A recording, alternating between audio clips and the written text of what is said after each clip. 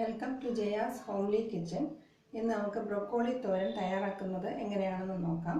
ഇതിന് വേണ്ട ingredients 150 gram broccoli ചെറിയ പീസായിട്ട് കട്ട് ചെയ്ത് വെച്ചിട്ടുണ്ട്.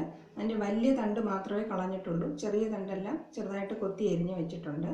പിന്നെ വേണ്ടത് ശകലം വെള്ളം, 1/4 ടീസ്പൂൺ കടുക്, 2 ടീസ്പൂൺ വെളിച്ചെണ്ണ, 3 ടേബിൾ സ്പൂൺ തേങ്ങ, 1 ടീസ്പൂൺ മുളക് പൊടി, 1/4 ടീസ്പൂൺ മഞ്ഞൾപ്പൊടി, 1/4 ടീസ്പൂൺ ജീരകം, 4 വെളുത്തുള്ളി അല്ലി, ആവശ്യത്തിന് ഉപ്പ്, കുറച്ച് പെരിഞ്ജീരകം, വളരെ കുറച്ച് പെരിഞ്ജീരകം, 1 സവോള കട്ട് ചെയ്തത്, 1 വറ്റൽമുളക്, കുറച്ച് കറിവേപ്പില. ഒരു പാൻ ചൂടാകുമ്പോൾ എണ്ണ ഒഴിച്ചു കൊടുക്കാം. കടുകിട്ട് പൊട്ടിക്കുക. വറ്റൽമുളകും കറിവേപ്പില ഇട്ട് കൊടുക്കാം. സവാള ചേർത്ത് 1 മിനിറ്റ് ഒന്ന് വഴറ്റണം. ഇനി ബ്രൊക്കോളിയും ചേർത്ത് 1 മിനിറ്റ് നന്നായിട്ട് വഴറ്റണം.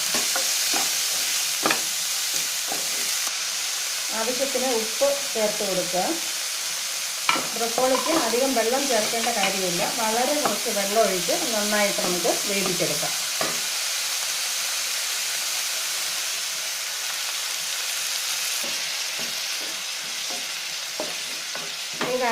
ഇനി ഇത് അടച്ചു വെച്ച് 3-4 മിനിറ്റ് വേവിച്ചെടുക്കാം. ഇനി തോരനുള്ള അരപ്പ് തയ്യാറാക്കാം. തേങ്ങയും മുളക് പൊടിയും മഞ്ഞൾപ്പൊടിയും ജീരകവും വെളുത്തുള്ളിയും പെരിഞ്ജീരകവും മിക്സിയിലിട്ട് ഒന്ന് ചതച്ചെടുക്കാം. തേങ്ങ ഒന്ന് ചതച്ചെടുത്തിട്ടുണ്ട്. ഏകദേശം വെള്ളം വറ്റി വരുന്നുണ്ട്, കുറച്ചും കൂടെ വേകാനുണ്ട്.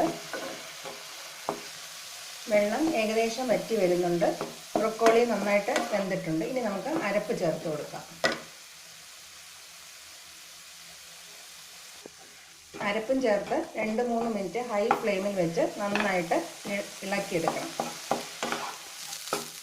ബ്രൊക്കോളി തോരൻ തയ്യാറായി കഴിഞ്ഞു.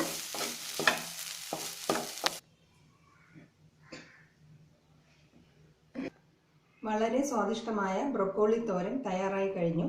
ഇതുണ്ടാക്കാൻ വളരെ എളുപ്പമാണ്, അതുപോലെ രുചിയിലും കുറവൊന്നുമല്ല. നമ്മൾ സ്ഥിരം ഉപയോഗിക്കുന്ന പച്ചക്കറിയിൽ നിന്ന് വ്യത്യസ്തമായിട്ട് ഇങ്ങനത്തെ തോരനും നമുക്ക് ചെയ്ത് നോക്കാവുന്നതേ ഉള്ളൂ.